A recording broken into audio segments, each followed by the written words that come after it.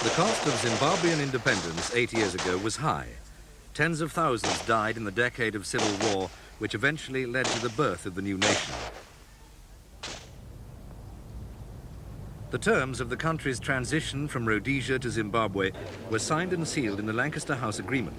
But for those who'd once led the black guerrilla armies, there was no longer a common enemy, and solidarity fell victim to ancient tribal loyalties. Joshua Nkomo's ZAPU party lost the political battle in parliament against Robert Mugabe's ZANU faction. But in his Matabeleland homeland, Nkomo's support was unchallenged. To associate with other people. And captured weapons showed that some followers of Nkomo weren't prepared to accept the uneasy status quo. The government responded to the threat of armed opposition and intermittent attacks by deploying the harsh reality of the 5th Brigade throughout Matabeleland.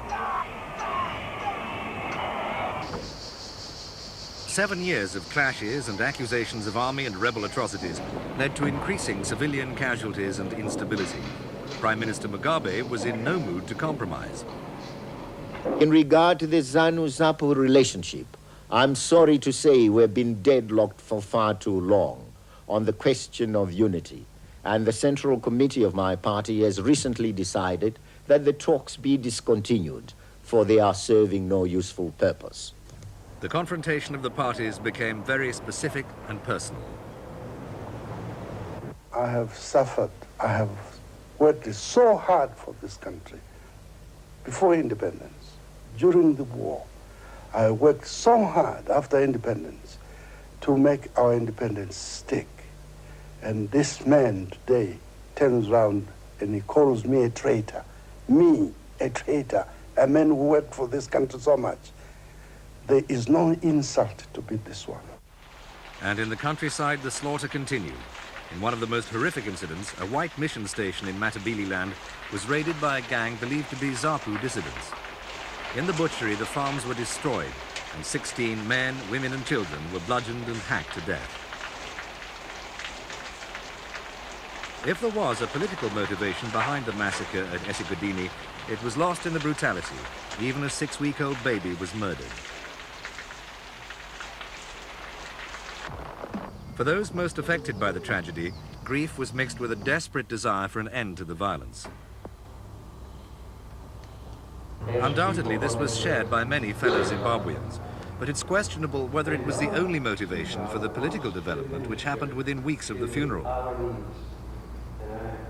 The merger of ZANU and ZAPU was a recognition of the need to submerge traditional or philosophical differences and unite the country. But it also fitted in with Mugabe's ambitions. He'd long expressed the wish to create a one-party state that was tied to a more democratic system during the 7-year lifespan of the Lancaster House Agreement. Once that elapsed, and with ZAPU no longer in active opposition, Mugabe could move nearer his goal and at the end of last year became executive president of Zimbabwe.